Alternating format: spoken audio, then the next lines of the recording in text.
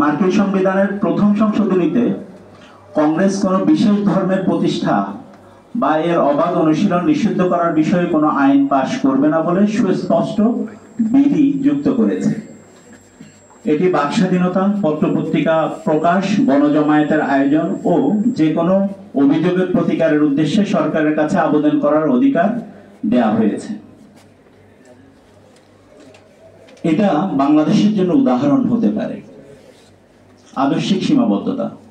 বর্তমান সংবিধানে বাঙালি জাতির ঐক্য ও সংহতির নামে রাষ্ট্রের ধারণাগত ঐক্যের উপর অতিরিক্ত জোর দেওয়া হয়েছে, কনসেপচুয়াল ইউনিটি, যা সামাজিক চুক্তির ধারণার বিপরীত। এখানে আবার বাঙালি জাতির ঐক্য ও সংহতি বলতে স্রেফ বাংলাদেশের নাগরিকদের প্রতি ইশারা করা হয়েছে। গত 53 বছর ধরে আমরা এদেশের পাঠ্যপুস্তক থেকে সর্বত্র ইন্ডিয়ার বাঙালিদের কালচারে ছড়াছড়ি দেখে আসছি। এগুলোর পেছনে টাকা পয়সা জোগানো দেওয়া হয়েছে বাংলাদেশের সরকার ও জনগণের তহবিল থেকে।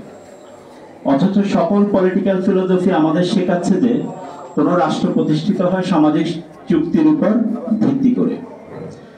সামাজিক চুক্তি থিওরি মোতাবেক সংশ্লিষ্ট ব্যক্তির নৈতিক এবং অথবা রাজনৈতিক বাধ্যবাধকতাগুলি যে সমাজে তিনি বাস করেন সেই সমাজের সকল বাসিন্দার মধ্যকার সমঝোতা অথবা চুক্তির উপর নির্ভরশীল। কৃত্রিম এলিট গোষ্ঠীর সৃষ্টি ও নাগরিক অধিকারকে সংকুচিত করা। বাংলাদেশের বর্তমান সংবিধানে রাষ্ট্রীয় নীতি নির্ধারণে ক্ষমতাসীন সরকারের দ্বারা সৃষ্ট এলিট গোষ্ঠীর, যাদের বেশিরভাগ প্রয়োজনীয় শিক্ষা, বুদ্ধিবৃত্তি ও কালচার নেই, স্বার্থকে প্রাধান্য দিয়ে রাষ্ট্রের নীতি নির্ধারণী ইস্যুগুলোতে নাগরিকদের অংশগ্রহণের অধিকারকে নস্যাৎ করা হয়েছে। বর্তমান বিধান মোতাবেক সংবিধান ও আইনের ব্যাখ্যা এ ধরনের লোকগুলো যেভাবে দেবেন, নাগরিকরাও সেভাবে মেনে নিতে বাধ্য থাকবেন।